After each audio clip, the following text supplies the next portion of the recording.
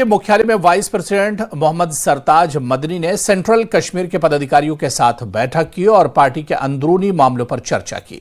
इस दौरान मदनी ने जमीनी स्तर पर पीडीपी को मजबूत करने, लोगों से संपर्क बढ़ाने पर जोर दिया।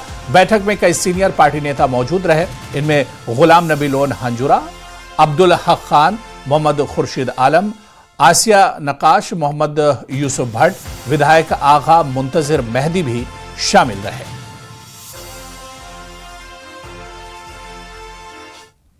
जल जीवन मिशन स्कीम के लिए जम्मू कश्मीर असेंबली में बनी हाउस कमेटी ने पुलवामा का दौरा किया। कमेटी को एमएलए पामपुर हसनैन मसूदी ने हेड किया और बाकी कमेटी मेंबर्स के साथ एमएलए राजपुरा गुलाम मोहिउद्दीन मीर भी थे। जेएमएम स्कीम में गड़बड़ियों के आरोपों के सिलसिले में बनी हाउस कमेटी ने पुलवामा में पायो और हकरीपुरा मेत्रीगाम समेत अलग अलग वाटर सप्लाई स्कीम्स का दौरा किया और स्कीम्स पर चल रहे कंस्ट्रक्शन के काम का रिव्यू किया। कमेटी के साथ एससी हाइड्रोलिक्स के दूसरे ऑफिसर्स भी थे। इस मौके पर कमेटी हेड हसनैन मसूदी ने कहा कि स्कीम्स का चालू न होना भी गड़बड़ है। गया हो तो वही देखने के लिए आज ये हाउस कमेटी आ रही है, यही बस, और कोई मसला है नहीं है। बाकी जो क्राइसिस है पानी की, इसमें बहुत से वजूहात है, इसमें कोशिश कर रहे हैं हम कि वो क्राइसिस दूर हो जाए। इसमें लगे हुए हैं हमारा ये जो पीएचई डिपार्टमेंट है, ये भी लगा हुआ है, वो कोशिशें हम दूर करेंगे और इंशाल्लाह वो कुछ है। बाकी जेजेएम का जो मसला है, इसके लिए जो हाउस कमेटी बनी हुई है, असेंबली ने जो बनाई है, यही यहाँ देखने के लिए यहाँ आए थे। ये देखने के लिए क्या फिलवाका कोई किस्म की कोई बेज़ाब्तगी हुई है, या अगर हुई है तो किस हद तक हुई है, या अगर नहीं हुई है तो ये फंक्शन होने में क्यों देर लग रही है। देखिए स्कीम का ऑपरेशन न होना भी खुद में एक बेज़ाब्तगी है। तराल में बीजेपी इकाई की एक बैठक हुई। इसकी अगुवाई पार्टी के किसान मोर्चा के नेता एजाज अहमद शाह ने की। बैठक में पार्टी को लेकर मजबूत करने से जुड़े मुद्दों पर चर्चा की गई। बैठक में एजाज अहमद शाह ने इलाके में चल रहे बिजली संकट पर चिंता जताई और कहा कि बिजली की अनिश्चित सप्लाई के कारण लोगों को बहुत मुश्किलों का सामना करना पड़ रहा है।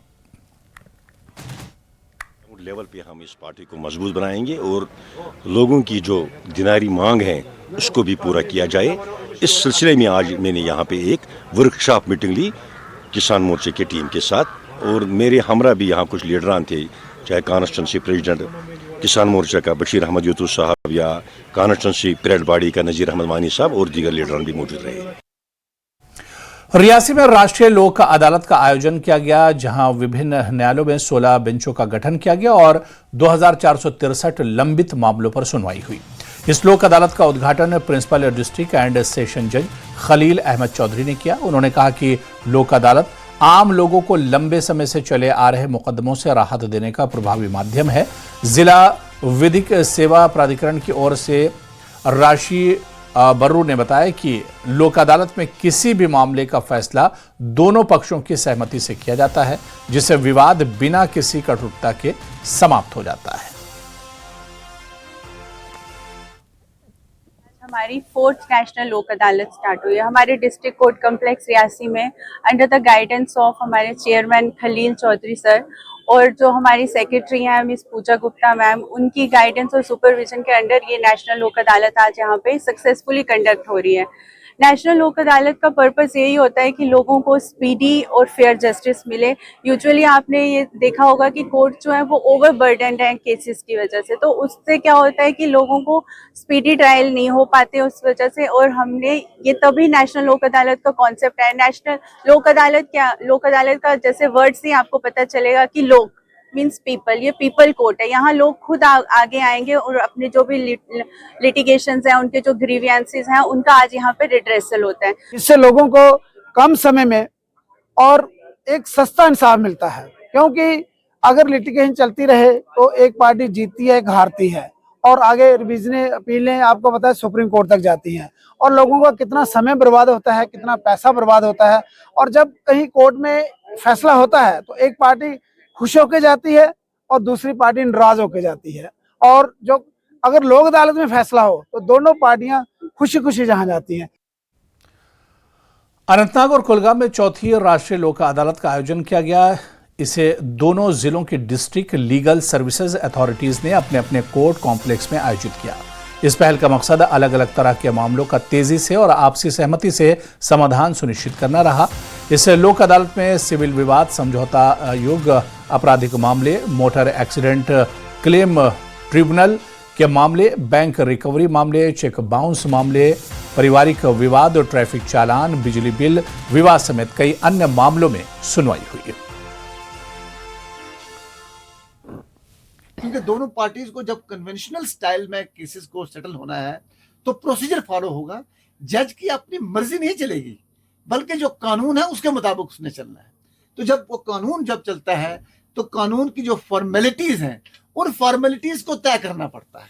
वो स्टेजेस जो कानून ने प्रिस्क्राइब किए हैं उन स्टेजेस को फॉलो करना है। उस फॉलो करने में इतना वक्त लग जाता है कि जो केस आधे घंटे और घंटे के में सेटल हो सकता है इस लोक अदालत के जरिए, जिसके बारे में मैं अभी आपको बताने जा रहा हूं, उसमें आज जो कन्वेंशनल मोड पर अगर आप सेटल करवाएंगे तो उसमें 10 साल और 20 साल भी लग सकते हैं। और फिर उसमें एक और बात भी है, एक स्टेज पर एक केस, एक फोरम में एक केस अगर डिस्पोज हुआ भी तो दूसरी पार्टी जो उसमें, क्योंकि एक पार्टी ने केस हारना है और दूसरी पार्टी ने केस जीतना है, जो हारेगी उसका पूरा राइट है कि वो आगे अपील कर सकती है। तो समझ लीजिए कि अगर वो केस अपील में चला गया तो अगर एक फोरम में 10 साल लगे या 20 साल लगे तो आगे फिर उसको 10 साल लग जाएंगे। पूरी एक जनरेशन कंज्यूम हो जाएगी उस लिटिगेशन के अंदर। और ये बात मैं कोई ज़बानी बात नहीं कह रहा हूं, ये हकीकत पर मबनी है। ऐसे तजर्बात हमारे पास कई कि जहां पूरी जनरेशन उनकी वफात हो गई, उसके बाद आगे उनके एलार्स उस केस को कंटिन्यू कर रहे हैं और इंसाफ जो है अभी दूर। और उधर लेह में भी चौथी नेशनल लोक अदालत का कोर्ट कॉम्प्लेक्स में आयोजन किया गया। लद्दाख लीगल सर्विसेज अथॉरिटी के मेंबर सेक्रेटरी यशपाल शर्मा और डिस्ट्रिक्ट सेशन जज ने लोक अदालत का उद्घाटन किया। लोक अदालत में बैंक लोन डिफॉल्टर, ट्रैफिक चालान और दूसरे सिविल विवादों को लेकर सुनवाई हुई।